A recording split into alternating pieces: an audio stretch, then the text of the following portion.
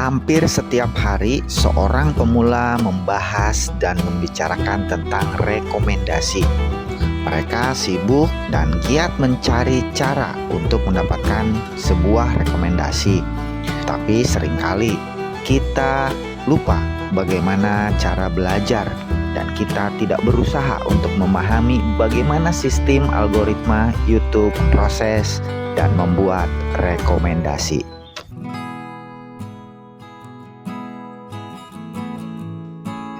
Assalamualaikum warahmatullahi wabarakatuh. Seperti biasa, kita awali dengan bismillah agar apa yang saya sampaikan menjadi barokah untuk kita semua. Curhatan kali ini sedikit sulit untuk dipahami, maka kebijaksanaan serta keseriusan para sahabat semua untuk mendengarkan dan menyimak dengan hati-hati dan dengan serius sangat diharapkan. Upayakan selesaikan video agar sahabat semua bisa mendapatkan sesuatu yang bisa dimanfaatkan dari sebuah curhatan. Seperti sudah kita ketahui bersama, YouTube tidak pernah menentukan jenis video yang dibuat oleh para kreator. Mereka hanya membuat batasan agar tidak melanggar komunitas yang dibuat oleh mereka. Bahkan YouTube tidak menentukan jenis dan format video kita.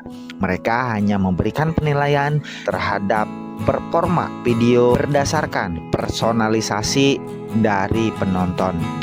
Dari penjelasan tadi, kita mengambil dua kata kunci dan dua topik pembicaraan. Yang pertama adalah performa video dan yang kedua personalisasi penonton. Curhatan kali ini saya berusaha untuk menjelaskan tentang performa video lebih mendalam serta personalisasi penonton dan apa hubungannya personalisasi penonton terhadap performa video kita. Dan terakhir, bagaimana agar personalisasi penonton dan faktor lain yang bisa meningkatkan performa. Dan terakhir, Curhat YouTube akan menjelaskan bagaimana untuk mendapatkan performa video selain dari personalisasi penonton. Bismillah, mari kita lanjutkan. Langkah awal YouTube untuk merekomendasikan video kita adalah dengan berbagai cara. Salah satu caranya adalah dengan melihat personalisasi penonton. Personalisasi penonton ini dilihat dari 3 sinyal atau 3 tanda. Tanda yang pertama adalah YouTube melihat video mana yang di-like oleh penonton. Saat seorang penonton like satu video tertentu, itu akan menentukan proses rekomendasi video selanjutnya yang dianggap sesuai dengan penonton. Cara yang nomor 2, YouTube melihat video mana yang sering ditonton oleh seseorang. Jika seseorang sering menonton video memancing, maka video yang akan direkomendasikan adalah video tentang memancing. Jika sahabat semua menonton tentang konten musik, maka YouTube secara otomatis akan merekomendasikan video tentang musik dan begitu pula seterusnya. Data video yang paling banyak oleh seseorang ditonton itu akan menentukan jenis video mana yang akan direkomendasikan. Semakin kita sering menonton satu video dengan topik tertentu, maka YouTube akan menentukan topik itulah yang akan direkomendasikan. Dan personalisasi yang nomor 3, seseorang ketika menyukai satu topik tertentu, katakanlah memancing, maka secara logika dia tidak hanya akan menonton satu jenis channel tentang memancing, melainkan dia akan mencari dan mengeksplorasi konten-konten sejenis tentang memancing yang lainnya. Dari 3 data ini, yang pertama adalah video mana yang di-like oleh seseorang, yang kedua video tentang konten apa yang sering ditonton, dan yang ketiga channel tentang apa yang ditonton oleh seseorang. Ini merupakan personalisasi yang akan menentukan video yang direkomendasikan terhadap orang tersebut. Tujuan dari personalisasi ini adalah agar YouTube tidak salah menentukan video, agar video yang diberikan dan direkomendasikan oleh YouTube sesuai dengan keinginan penonton, yang pada tujuan akhirnya adalah YouTube berusaha memuaskan para konsumen dan para pelanggan pengguna channel YouTube. Mari kita lanjutkan.